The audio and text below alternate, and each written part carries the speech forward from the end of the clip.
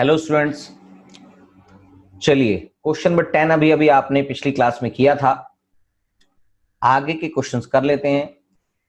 आगे के जितने भी क्वेश्चंस हैं सारे, यानी कि 10th ऑनवर्ड्स जितने भी क्वेश्चंस हैं, these are very important questions. सारे क्वेश्चंस वेरी इंपॉर्टेंट हैं। तो इन सारे क्वेश्चंस को आप 3-3 4-4 बार करके निपटाएंगे तो ही समझ में आएगा। तो इन क्वेश्चंस को मैं आपको अभी बता ही रहा हूं कि आपको ये क्वेश्चंस 2-3 बार करने पड़ेंगे, तब जाके आपको ये समझ में आएंगे। तो स्टार्ट करते हैं। क्वेश्चन नंबर 10th आपने कर ही लिया था। 11th क्वेश्चन करते हैं। Which term of the AP 3, 15, 27, 39 will be 132 more than 54th term. Question की लैंग्वेज समझेंगे। Will be 132 more than 54th term. तो हमें 54th टर्म पता नहीं है, 54th टर्म पता करेंगे, फिर उसमें जो उसकी वैल्यू होगी उसमें 132 प्लस करेंगे। तो जो वैल्यू आएगी वो कौन सी टर्म होगी इस एपी की, गिवन एपी की, बस यही निकालना है। थोड़ा सा क्वेश्चन समझ में आ जाएगा तो जल्दी से निकल जाएगा। तो क्वेश्चन मैंने समझा दिया है, दोबारा से बोल देता हूं। क्वेश्चन ने बोला है एपी, जो गिवन एपी हमारे पास 3, 15, 27, 39 will be which term of an AP. इस एपी की कौन सी टर्म 54th टर्म से 132 मोर होगी, यानी कि पहले 54th टर्म निकालेंगे, उसके बाद उस टर्म की वैल्यू के अंदर 132 प्लस करेंगे। जो वैल्यू आएगी वो nth टर्म होगी, और उस nth टर्म के अंदर उस nth टर्म पे कौन सी टर्म, नंबर कौन सी, उसकी nth टर्म की वैल्यू तो आ गई, मगर वो कौन सी टर्म होगी वो निकालनी है आपने। क्वेश्चन नंबर 11th कर लेते हैं।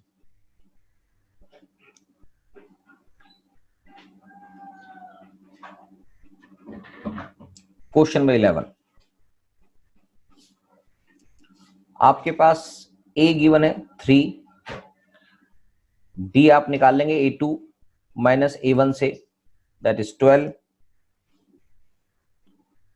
54th टर्म पता नहीं है, निकालेंगे A plus N minus 1D से।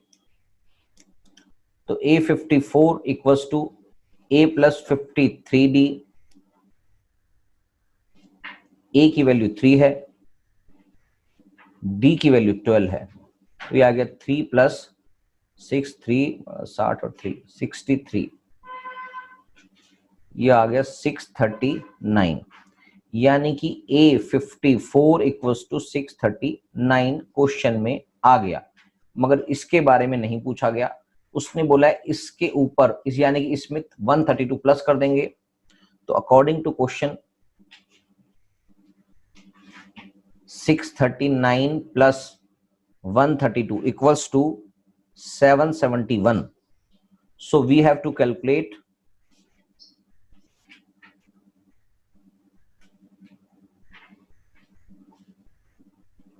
which term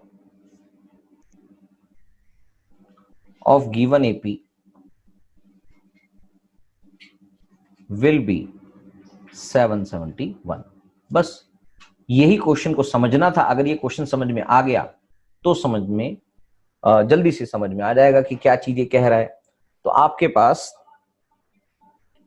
ए एन की वैल्यू गिवन है, nth टर्म आपके पास गिवन हो गई 771।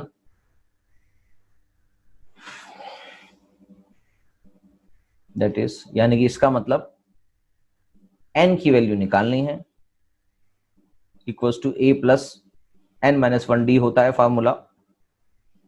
तो 771 A की वैल्यू क्वेश्चन में जो गिवन थी वो थी 3, N की वैल्यू आपने निकालनी है, D की वैल्यू क्वेश्चन में जो गिवन थी वो है 12। चेक कर लेते हैं एक बार, 12, ठीक है जी। यानी कि 777 नहीं है, 771 है, 771 equals to 3 plus 12N minus 12। तो 771 ये हो गया माइनस 9, तो इधर आगे प्लस हो गया, इक्वल्स टू 12N, यानी कि 780 डिवाइड बाय 12N।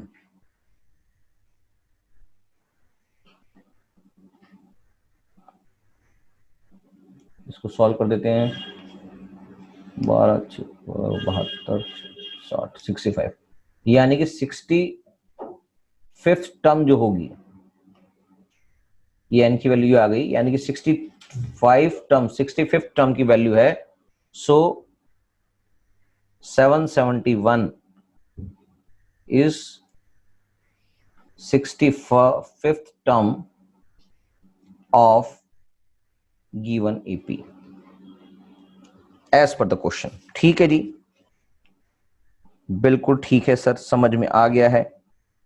यानी कि जो भी लैंग्वेज क्वेश्चन में दी हुई थी उसको आपने अगर समझ लिया है तो आपको इस क्वेश्चन में कोई भी दिक्कत आने वाली नहीं।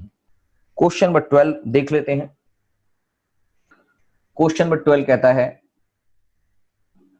To APs have same common difference, यानी कि डी सेम है। The difference between their 100 term is 100 and अच्छा what is the difference between their 1000 terms. 100 terms का डिफरेंस जो है एक एपी का दूसरे एपी के साथ 100 है और 1000 टर्म का डिफरेंस निकालना है। तो इस क्वेश्चन को भी कर लेते हैं। तो हमें दोनों का फर्स्ट टर्म पता नहीं है तो इसलिए हम उसको लेट कर लेंगे। Let the first term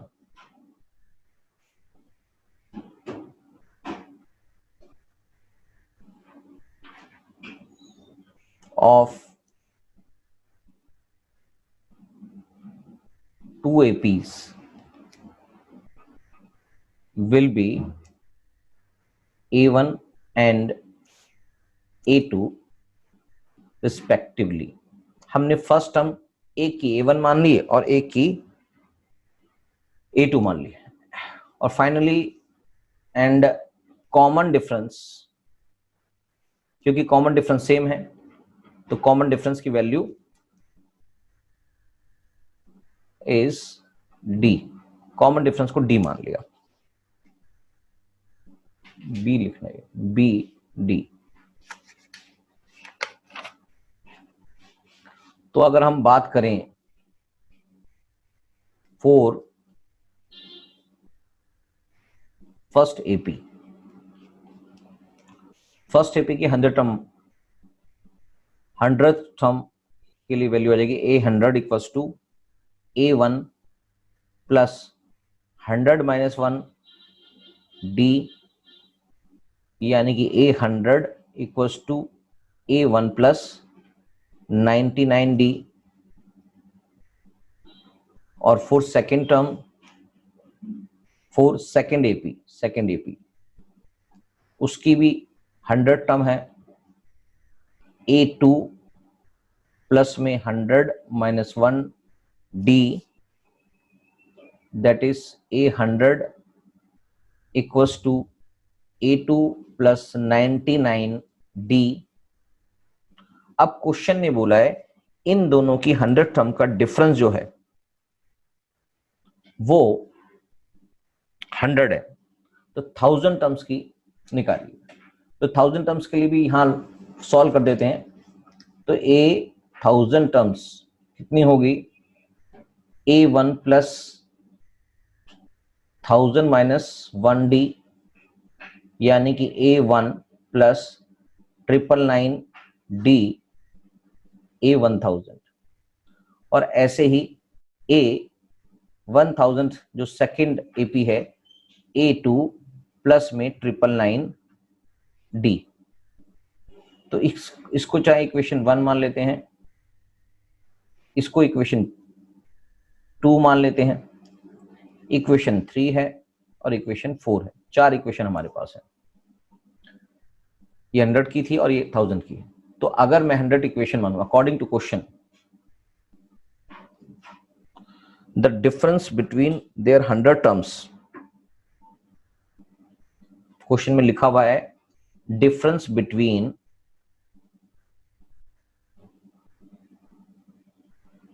there 100 terms equals to of given AP equals to 100 है, यानी कि A1 ये वाली value A1 plus 99 D first और सेकंड से ले रहे हैं हम। Minus A2 plus 99D equals to 100 है। क्या बात समझ में आ रही है? हाँ सर समझ में आ रही है। इसको मतलब हम इसको खोल के लिख लेंगे A1 प्लस में 99D माइनस में A2 माइनस में 99D इक्वल्स टू 100। 99D से 99 प्लस माइनस कट गया तो A1 minus A2 equals to 100 इसकी वैल्यू आ गई है। क्या बात समझ में आ रही है? तो क्वेश्चन ने बोला कि आप so the difference between their thousands term will be, कैसे निकलेगा जी? From third and fourth. Difference निकाल देंगे। थर्ड और फोर्थ का क्या निकला? चाहे इसको ऐसे लिख लो, फ्रॉम 1 and 2। थर्ड और फोर्थ है A1 प्लस 999D और A2 प्लस 999D। तो A1 plus 999D minus A2 plus 999D क्या आएगा? क्या आएगा जी बता देते हैं अभी। A2 प्लस में 999D माइनस में A2 प्लस में 999D, प्लस नहीं आएगा माइनस आएगा, माइनस में। तो ये कट गए 999D प्लस माइनस के, आंसर बचा A2 माइनस, ये A1 चला आ रहा है, A1 माइनस A2। अब A1 माइनस A2 की वैल्यू आपको पता लग ही रही है कि कितना आएगा। ये क्वेश्चन समझ में आ चुका होगा, यानी कि A1 माइनस A2 इज 100। ये ऑलरेडी आपने इक्वेशन में निकाल रखा है। ठीक है जी। इस इक्वेशन को अगर आप 5 नंबर दे दें तो आप इसको यहां पर मेंशन कर सकते हैं फ्रॉम 5। क्या बात समझ में आ गई? तो ये आपके पास difference between 1000 terms, so difference between 1000 term of 1000 terms of given 2 APs will be 100। क्या मेरी बात समझ में आ चुकी है? हाँ सर समझ में आ गई है। तो आज क्वेश्चन नंबर 12 तक हमने कंप्लीट कर लिया है। अगली क्लास में आप सारे क्वेश्चंस अप टू 20th करके लाएंगे। प्रैक्टिस आपको समझ में आ चुकी है कि किस तरह से क्वेश्चंस को समझना होता है और किस तरह से उसको आगे फर्दर सॉल्व करना होता है। तो आगे के क्वेश्चंस ट्राई करेंगे तो हो जाएंगे, और अगली क्लास में हम इन सारे बाकी के क्वेश्चंस को भी कंप्लीट कर लेंगे, चेक करा देंगे। आप कोशिश करें कि आपसे ही हो जाए। तब तक के लिए bye bye, tata, thank you.